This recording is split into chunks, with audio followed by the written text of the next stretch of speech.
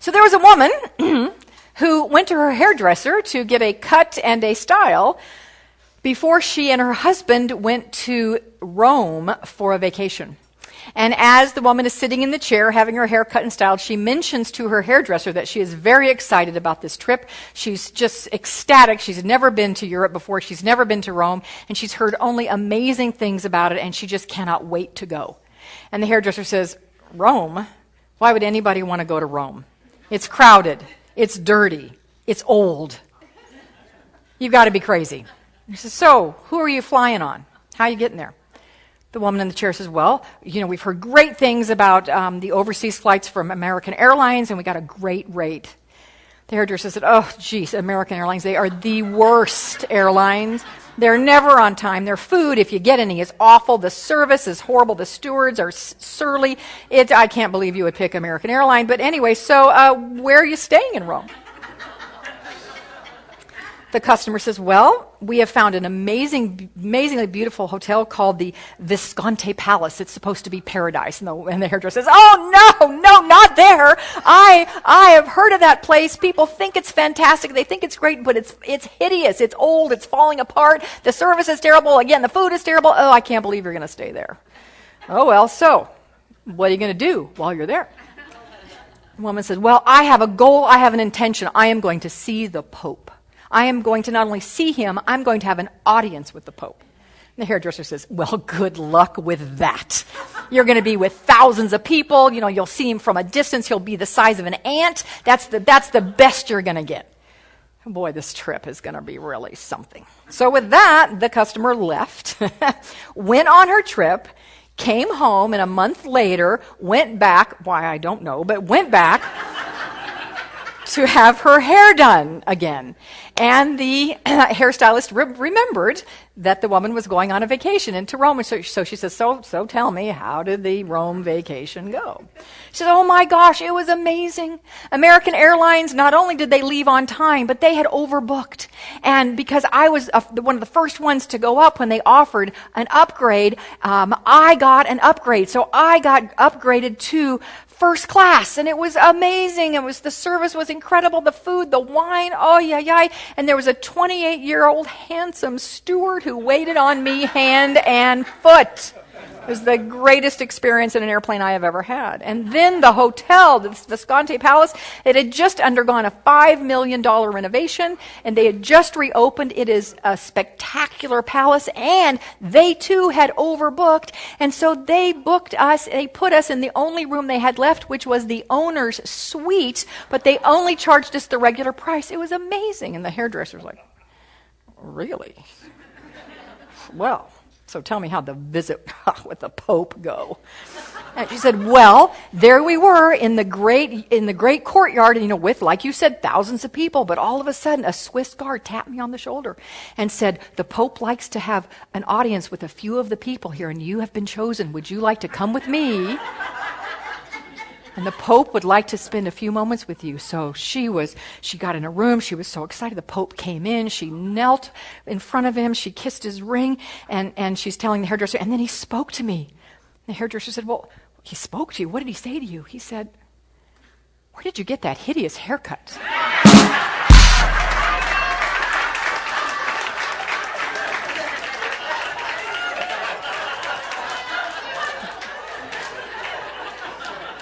All right. Now, the question of the morning is, why did I tell that hideous joke?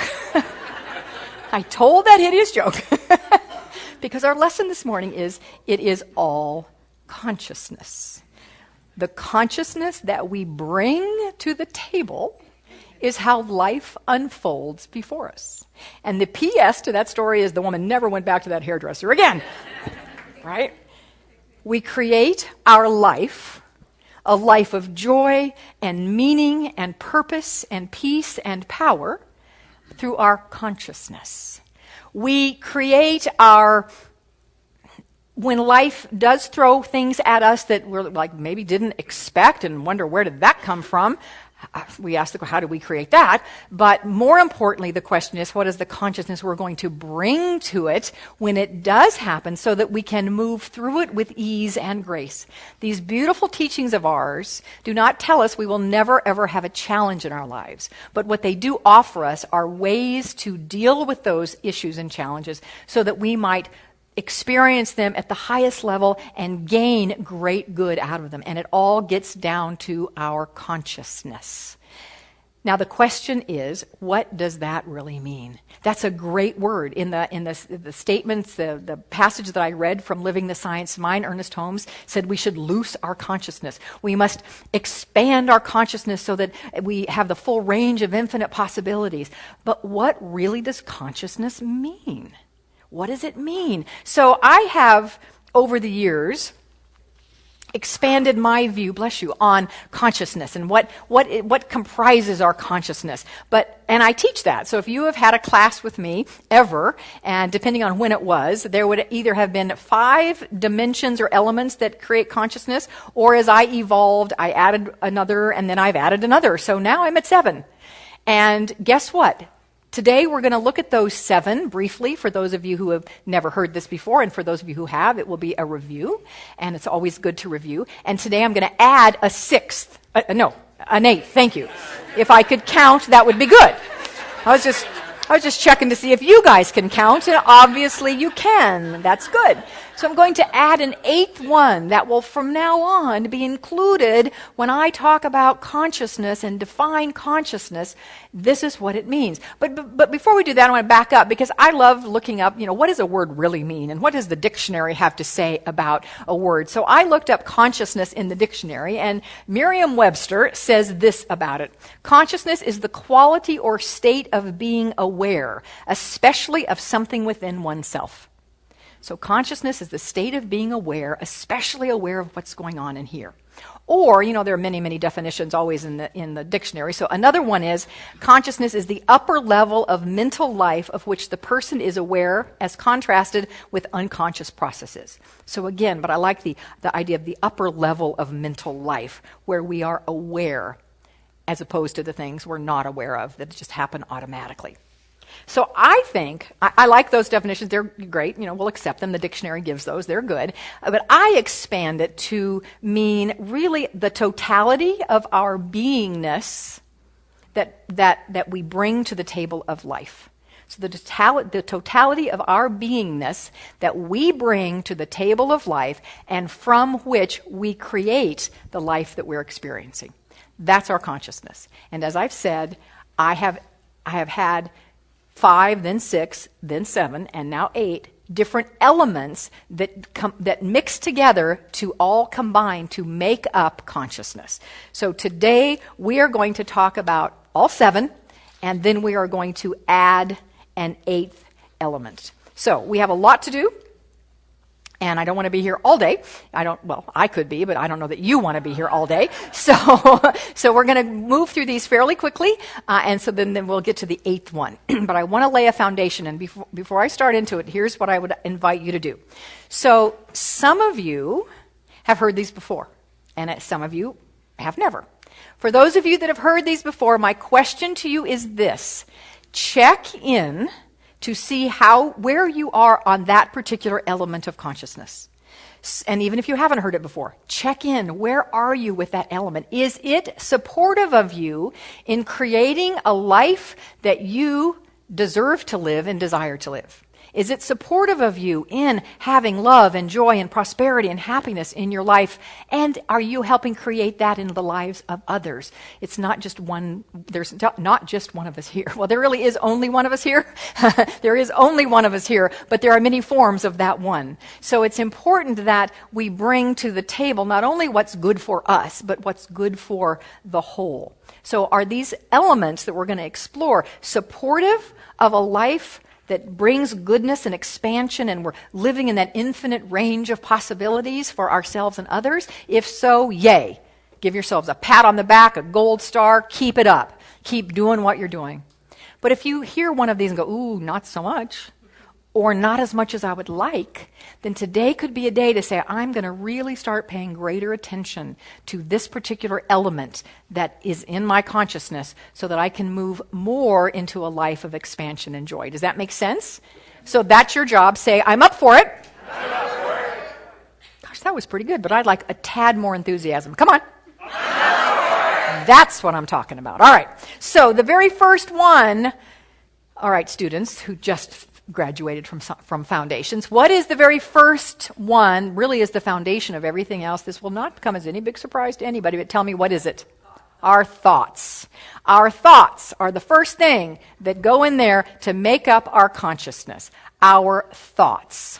I love this statement from Marcus Aurelius. Who knows who Marcus Aurelius is? Yes, look at that. He was a Roman emperor way back, many centuries ago, and a philosopher. Listen to what he said. Here it is. This is just like, this sums it up. The happiness of your life depends upon the quality of your thoughts. There it is. The happiness of your life depends upon the qualities of your thought. Now, as people who go to a New Thought church, that's what this is. The religious science is what this church is. The denomination is religious science, but it falls under a bigger umbrella called New Thought. So in a New Thought church, we know this, right? We've heard that a couple of 3 times before. We know it. Are we practicing it is always the question. But we know that thought is extremely powerful. What you may not know, but I'm going to share with you right now, is the ever-increasing body of research, scientific research, that is saying that this is in fact true. That this is being scientifically shown to actually be true. It's not just an interesting theory put out by crazy metaphysicians, but it in fact is a physical truth. And as David said in his announcement, mind, body, spirit, all connected. So this particular study was done a couple of years ago, and it was in the Arizona Republic. It was reported in the Republic, and I cut it out and saved it, knowing that it would serve as a sermon fodder at some point, and here it is. So this research was done by a team from the Boston's Beth Israel Deaconess Medical Center. So if you want to look it up, that's who did it. And it was a research on migraine headache medication. And they recruited 66 migraine headache patients, and this was in an attempt to quantify the pain relief that came from medication versus the placebo effect. And I want to quote how they defined the placebo effect. Listen, I love how they defined it. These are medical researchers. They defined the placebo effect as the healing power of positive thought. And there you go. All right. So what they did is they took 66 patients who agreed to be in this study, and the first time they had a migraine, they were to not take any medication for the first couple of hours and simply write down their symptoms and how they felt so they could form a baseline. Then, for the next 6 migraines that they got, so this lasted over a period of time, they were given an envelope with a message on it, and in the envelope was a pill. So the message on the envelope said a couple of different things. One of the things it said was that inside this envelope is an extremely effective migraine medication called rizatriptan. And it's very effective for migraine. Like I have people going, yep. It's very effective. That's what's in this envelope. In other envelopes, it said right on it, in this envelope is a placebo. In this envelope is a sugar pill. In another envelope, it said there was a pill, and it said on the outside, there might be a medication in here. There might not be. So for the next 6 migraines, the people were given one envelope. The researchers were dumbfounded. We will not be, but the researchers were dumbfounded to find out the results. And obviously we know, back up here just to make sure you understand, that in the envelopes were not necessarily what was written on the envelope. It wasn't what was on the envelope, but that's what the participants were told.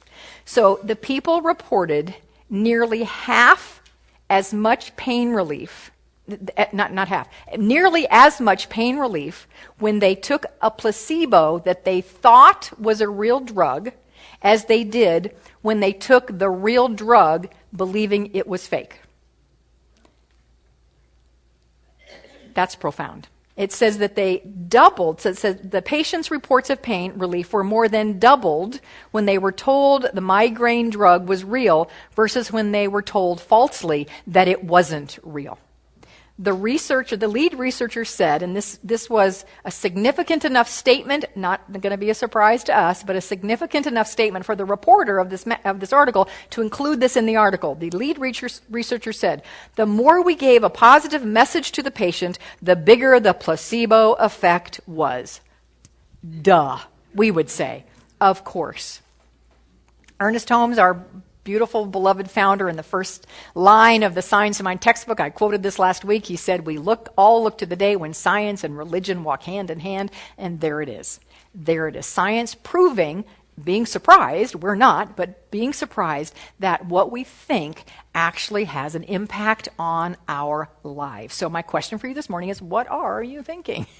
What is going on between this extremely valuable real estate that's right here between your ears? What is going on in there? Are you vigilantly standing guard, as Ralph Waldo Emerson said, the portal of your mind, and allowing to pass through this very important real estate, very expensive real estate, only thoughts that support and empower a life for yourself and others, of dream building, of healing, of wholeness, of expansion. Thoughts. Number 2, who knows what the second thing is? Talk to me. Heard it from both sides. Feelings. Our feelings. That's the second thing that goes into make-up consciousness. Ernest Holmes, in Living the Science of Mind, I want to read 2 quotes from that. I love them both. He said, while we admire intellect, we must realize that the intellect is not the creative factor of the universe. Rather, it is feeling that is creative. The real creative power of the mind is deeper than the intellect. It passes into the realm of feeling.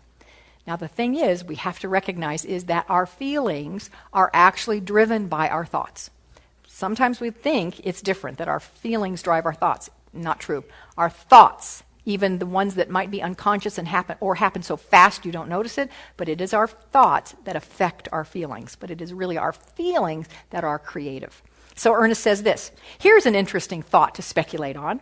If feelings and emotions acting through the avenues of consciousness can produce havoc in our lives, what would happen if the same feelings and emotions were constructively employed? What would happen if we could convert the energy of fear to faith, the energy of doubt and uncertainty into a feeling of belonging to the universe and being safe in it?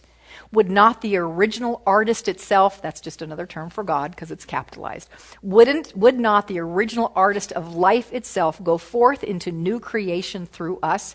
And the answer is yes, it would. I love the work of Esther and Jerry Hicks, their writings, the work of Abraham, profound teachings, right in line with everything we believe. And in a book that they wrote called Ask and It Is Given, at page 114, they give a scale, 21-point scale of our feelings and emotions. And they say when we are down on number 21, the quote-unquote lowest level of feelings and emotions, we are completely out of alignment with our truth, with our highest good, and we will not be in any way, shape, or form creating the life that we want to live. When we're at the highest or in the higher ranges, we are in alignment with the truth of who we are. We are in alignment with the God of our being. We are in alignment with the good in the universe. And we will then bring about that good in our lives in a greater way. And or we will approach whatever is happening in our lives in a way so that greater good actually comes out of it. So what are those 22 things? Well, I'm not going to give you all of them because I'd be here all day going through the list and you wouldn't be able to remember them anyway. So if you have that book, Ask and It Is Given, or if you don't have it, get it. It's a great book. It's on page 114. But I want to give you the bottom level, the middle, and the highest level. So you can kind of identify what might be in between. So the bottom level of emotion. And this isn't to say these are bad or wrong or we shouldn't have them. If we have them, we have them. If we have them, we have them. We must honor our feelings. So important. But if we stay in these feelings is what I'm talking about. This is when we stay there. This is when we start to create things we don't really want to create. So they give lots of names to the category. So number 22 consists of these things: fear, grief, depression, despair, powerlessness. So when we're having those emotions, if we're having them, we're having them, and we need to honor them, and especially I would say grief, and we need to honor them, and yet we don't want to stay there. We want, and actually one of the pieces of wisdom that is given in this book is that no matter where we are in this continuum, on a human level, it's a little bit challenging to jump from this level to this level, right? So let's just say you're really, and I'll get to the other levels in a second, but let's say you're really angry. You're really mad. You're really, really mad. And some well-meaning, sweet, loving, new thought friend says, oh, just be grateful. Okay, so mad, anger is about right here. Grateful is actually up here. It's pretty hard, humanly, in our humanness, to zip right there. But so pretty, and it's like you just kind of get madder, don't you? When you're already angry and somebody says, "Just be grateful." Yeah, now I'm even mad that you said that. So now I'm even more mad. But you can move up a notch or two. And that's the goal, is to move up a notch or two. We can always move up a notch or two by having a different thought about whatever it is. So the idea is to, I'd love us all to like have the chart and like, okay, if I'm here, let me move to here. So the lowest one, fear, despair, powerlessness, depression, grief. The middle one, this cracks me up, this is the one that's right in the middle, is overwhelmment. So it's better to feel overwhelmed than it is to feel depressed. Better in the level of your vibration. So overwhelmment is right there in the middle. So if you are, and anger is lower. So if you're angry about something, well, at least move up to feeling overwhelmed by it. That's better, all right? That's moving you in the right direction, all right? The highest one, and here's a series of words for it, are joy, empowerment, freedom, love, and appreciation. There's your gratitude. Those are the highest ones. So our mission in life, should we choose to accept it, as we're working on our consciousness, is to look at where are we on a day-to-day basis, minute by minute maybe, how are we feeling? Where are our feelings? And our goal, as Esther and Jerry Hicks wrote in their book, the thing that matters most is that you consciously reach for a feeling that is improved, that is one or two up the ladder. So that's our feelings. Our third, that's second. Thoughts 1, feelings 2. Third, fourth, and fifth, I'm going to put together because there's 8 things to talk about, and I don't want to take forever, and because they fit together. They're very, very related. So they are, number 3, our beliefs. And really, our beliefs are our thoughts and our feelings combined that we have accepted as true, whether they're actually true or not. Our thoughts and our feelings that we combine and accept as truth, regardless of whether or not they're really true. Those are our beliefs. The next one is our values. And those are the things we believe are important. And the fourth or the fifth one is our attitudes, which is our outlook on life based on our beliefs and our values. So you see how they all kind of fit together. So beliefs, one more time, thoughts and feelings that we have combined and accept them as true. Values, the things we believe are important. Our attitudes, our outlook on life based on our beliefs and our values. So just as an example of this, when many centuries ago, the majority of the population thought that believed that the world was flat. The earth is flat. Look out there on the right, you can see it's flat, and then it falls off. That was a belief. Wasn't true, but it was a strongly held and argued for belief. And the thought was that anybody who valued life, there's a value, would certainly not sail beyond that horizon, because you're going to fall off and you're going to die. And they thought that anybody who would think to do that, would want to do that, like that crazy Christopher Columbus, they were, in fact, insane. Attitude. There they are, all wrapped up in that. Belief the world is flat. If you value life, you're insane. Attitude, if you're going to try to sail beyond the horizon. So that's how they work together. So I think it's important for us every now and again to touch in and say, where am I with my value, with my beliefs, my values? Do you know what your values are? I'm going to give you a little hint as to how you can know. And what are your attitudes about things? So, what do you believe? Here's 3 areas that you might ask yourself. What do I believe about myself? Do I believe I am a worm in the dust and not worthy, not good enough? Or do I believe that I am an amazing expression of the divine, whole, perfect, and complete, and always expanding and growing? Whew, big difference on what you're going to create depending on what you believe there. What do you believe about God? Do you have old beliefs hanging around that God is judgmental and punishing and that, you know, you're going to die and go to hell if you haven't done something? Do you have a belief about God that God is the infinite giver of life itself and knows only good and conspires for your good at every turn? 2 very different beliefs. Or your belief about how life works. Do you believe that you're really a victim of things and that just, you know, you're at the mercy of whatever might be going on? Or do you believe that you are a powerful being and you are a creator? What are your beliefs in those areas? Touch in on them. What are your values? What do you hold dear and as important in your life? Now, here's a way to tell. That's good. There he is. That was really beautiful. That's a beautiful ring. What are your values? Here's a way to tell. What is your behavior out there in the world? How are you behaving? We may say we value honesty. We may say that one of our values is integrity, but you know, I'm just gonna cheat a little bit on my taxes. Just a little bit. Nobody's going to know. The government gets enough of my money. We may say we value those kinds of things, but gosh, the grocery clerk made a mistake in my favor. Yeah, good, I got away with it. What is our behavior? That we can then look back, and that will tell us what we value.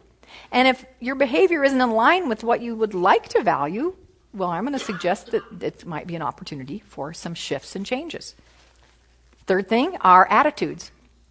You know, we've all heard it said that an optimist believes that the glass is half full, right? That's an attitude. The pessimist believes that the glass is half empty. That's an attitude. I'd like to give you another attitude. How about believing the glass may be half empty, maybe half full, doesn't matter because it can be refilled any darn time.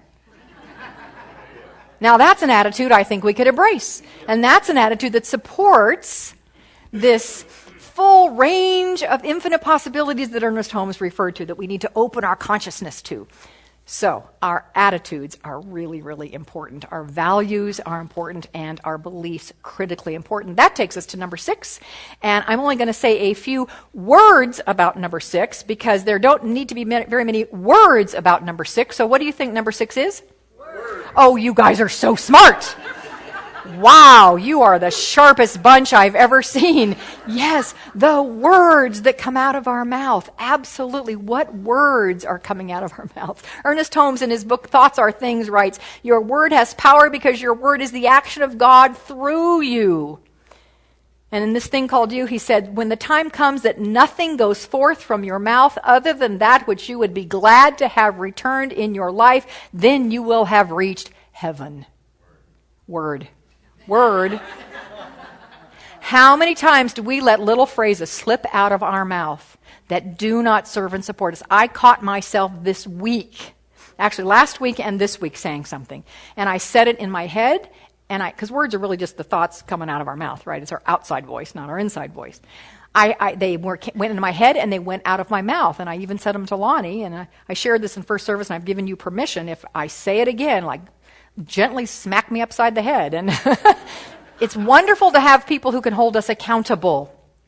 So Lonnie and I go to this great gym, and it's a customized program, and it's also computerized, so you plug in a little stick and it tells you flash drive, it tells you exactly what to do. Well, the program I'm in right now, I think they believe that I am in the Worldwide Wrestling Federation because the weight that it's having me lift is quite a lot. It's a lot. As a matter of fact, they track the numbers and they put the numbers on each week on the board of the highest achievers. And just as and I'm not saying this to brag. I'm just to tell you, I'm the highest weight lifted, men or women, for this week period. This is 57,000 pounds in a week. It's a lot of weight. So in my brain and out my mouth is this program is going to kill me. This program is trying to kill me. That's what I've said, like this program is trying to kill me. I don't really want to say those words. I don't want this program to kill me. I want this program to make me strong. So those are going to be my words from now on when it makes me do a 70-pound bicep curl. I'm going to say, this program is here to make me strong. And if you hear me say, this is going to kill me, don't let me say that. It's important what comes out of our mouth. All right, that's number 6. Let's get to number 7 so we can get to number 8. Number 7, I talk about it constantly all the time, and it is critically important, and I'm not going to say much other than read an amazing passage about it that you may have heard, but it's so gorgeous. It is our actions. Are we taking actions that are in alignment with the life we desire to live or the life we desire to create for the world? Are our actions in alignment with that?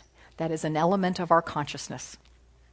And I want to share with you from W.H. Murray's book, The Scottish Himalayan Expedition, which is one of the most profoundly beautiful writings I've ever heard or read on action.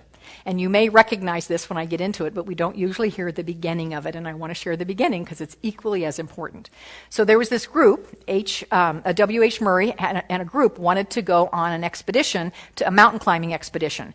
And they had all sorts of challenges and trouble and didn't have the money and they didn't have the resources, et cetera, to do this. And so they were kind of sitting around not doing anything. And this is what he's writing in the book. So he's writing, we weren't doing anything. And then he says, but when I said that nothing had been done, I erred in one important matter.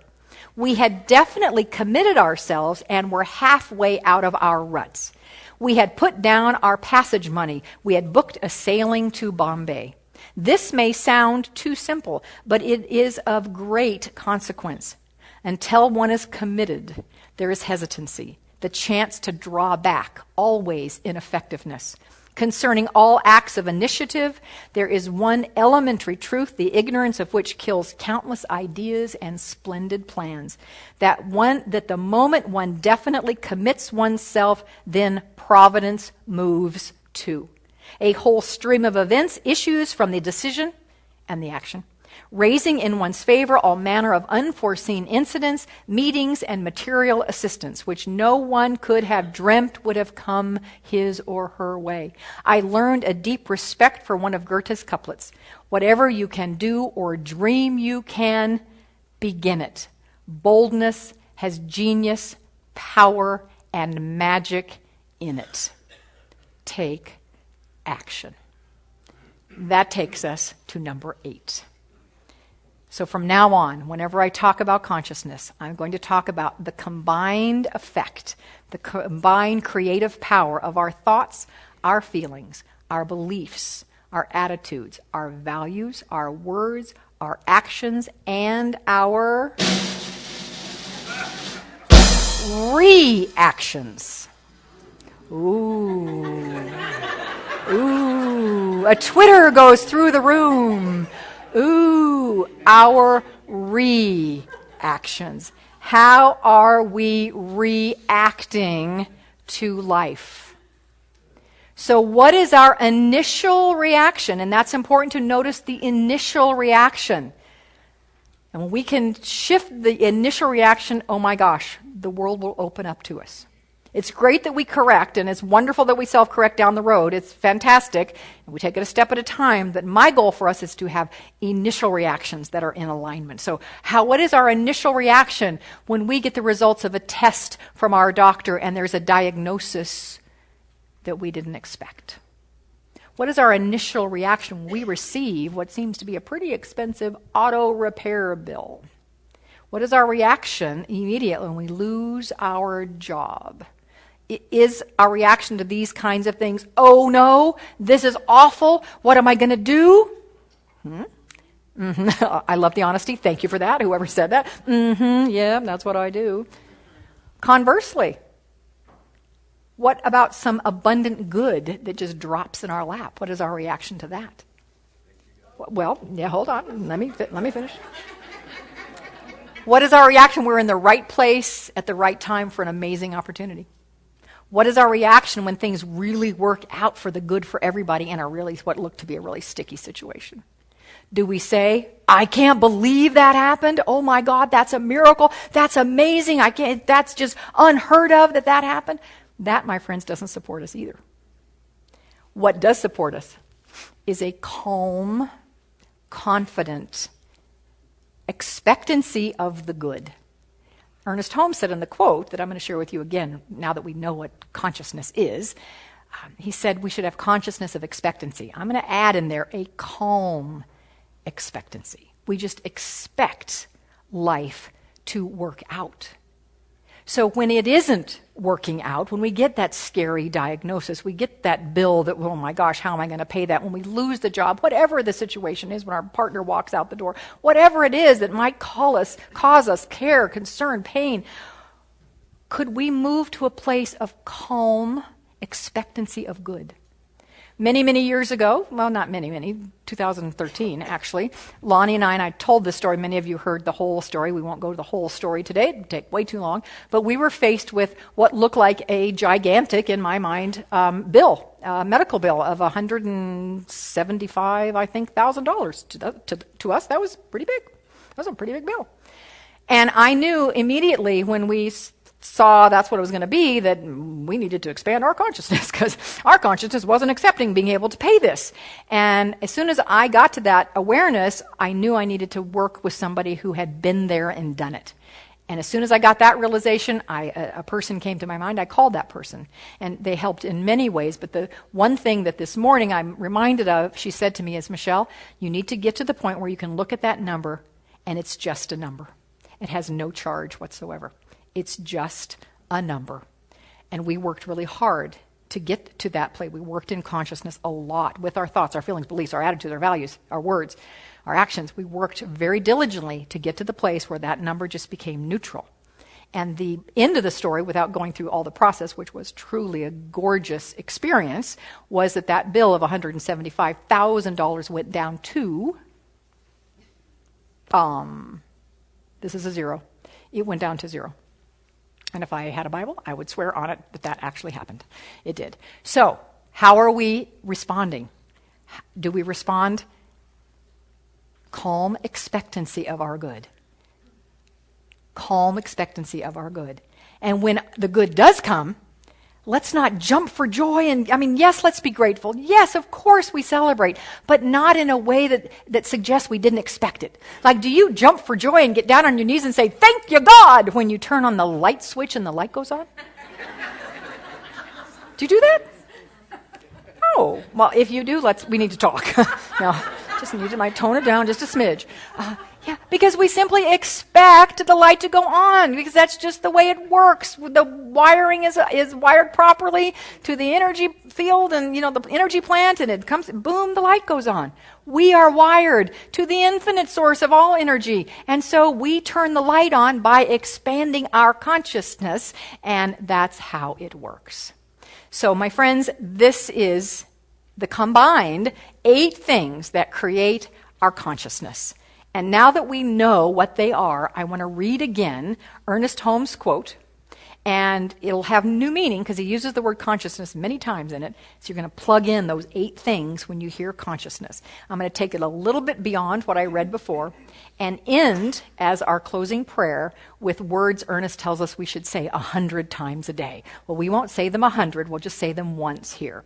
But here's the passage I began this service with this morning. It is certain that none of us receive as much benefit from this science as we might. We do not permit our consciousness to range in the field of greater possibilities. A certain time should be taken each day for the enlargement of our consciousness. Good. This is done by reminding our imagination that the field with which it deals is limitless, that mind is the creator and the sustainer, that mind is infinite, ever available, and always responsive to us. There should never be any sense of finality in our self-discovery. No matter how much good we experience today, we should expect, I'm going to say with calm expectancy, more tomorrow. Calm expectancy always speeds progress. Anticipation of better yet to come helps to dissolve the overload of burdens which we may now carry. We must learn to loose our consciousness. Nothing is too good to be true. The kingdom of harmony is already ever-present reality, but as far as we are concerned, it waits to be perceived. And only as much good can come to us as we mentally receive. We must increase our receptivity, continuously expand and extend our consciousness. we should declare 100 times a day. Close your eyes if you will. We're going to declare this. If you would be willing, repeat after me. Good and more good is mine. Good and more good is mine. And ever increasing good is mine. And ever increasing good is mine. There is no limit, to the good, which is mine. Everywhere I go, I see this good. I feel it. I experience it. It crowds itself against me. It flows through me. It expresses itself in me. And it multiplies itself around me. For this I am grateful. Oh, so very, very grateful. I call it good. I call it done.